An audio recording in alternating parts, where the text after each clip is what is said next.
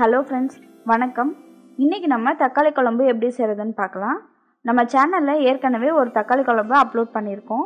அது வந்து இட்லி, தோசை, அதுக்கப்புறம் சப்பாத்திக்கெலாம் நல்லாயிருக்கும். இது பார்த்திங்க அப்படின்னா இன்னொரு வெரைட்டி. இது வந்து நம்ம இட்லி, தோசை, அதுக்கப்புறம் சாப்பாட்டுக்குமே நல்லாயிருக்கும். வாங்க எப்படி செய்கிறதுன்னு பார்க்கலாம். இதுக்கு வந்து நான் ஒரு சாஸ்பாட்டில் 2 டீஸ்பூன் அளவுக்கு எண்ணெய் சேர்த்துக்கிறேன். இதில் வந்து நம்ம 1 கப் அளவுக்கு சின்ன வெங்காயத்தை சேர்த்துக்கலாம். இந்த வெங்காயத்தை நல்லா பொன்னிறமாகிற வரைக்கும் வதக்கிக்கோங்க.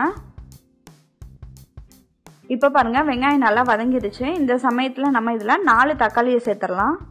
தக்காளியை சேர்த்துட்டு நல்லா கலந்து விட்டுக்கோங்க. இப்போ வந்து தக்காளி நம்ம சீக்கிரமாக வதங்கிறதுக்காக உப்பு சேர்த்துக்கலாம். 1/2 டேபிள் ஸ்பூன் அளவுக்கு கல்லுப்பு, 1/4 டீஸ்பூன் மஞ்சள் தூள், ரெண்டையும் சேர்த்து நல்லா வதக்கிக்கோங்க.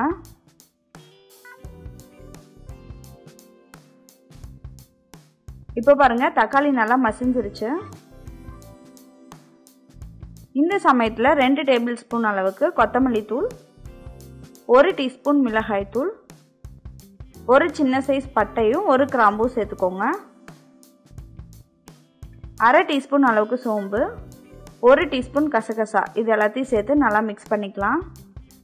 இதை சேர்த்துட்டு ஒரு 2 நிமிஷம் மட்டும் வதக்கிக்கோங்க.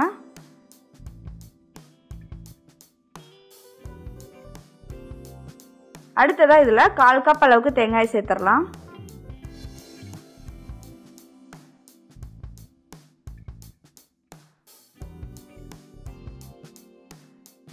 இது எல்லாமே நல்லா வதங்கிடுச்சு. இதை வந்து ஆறின பிறகு நம்ம மிக்ஸி ஜாரில் போட்டு அரைச்சி எடுத்துக்கலாம்.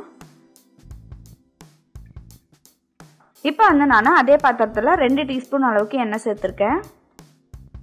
எண்ணெய் நல்லா சூடான பிறகு அதில் 1/4 டீஸ்பூன் அளவுக்கு கடுகு சேர்த்துக்கோங்க.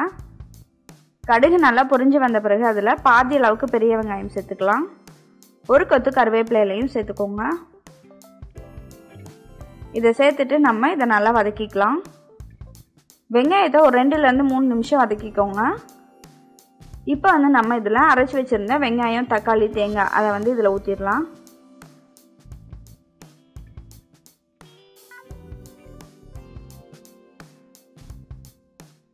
இப்போ வந்து நம்ம இதில் தேவையான அளவு தண்ணியும் சேர்த்துட்டு நல்லா கொதிக்க வச்சுக்கலாம்.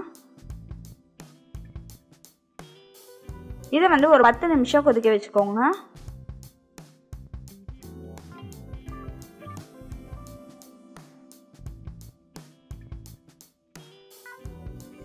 கடைசியாக கொஞ்சமாக கொத்தமல்லி இலை தூவி இறக்கிடுங்க. இப்போ பாருங்கள், சுவையான தக்காளி குழம்பு ரெடி ஆயிடுச்சு. இதை நீங்களும் உங்கள் வீட்டில் ட்ரை பண்ணி பார்த்துட்டு உங்களோட ஃபீட்பேக்கை கமெண்ட்டில் சொல்லுங்கள். நன்றி.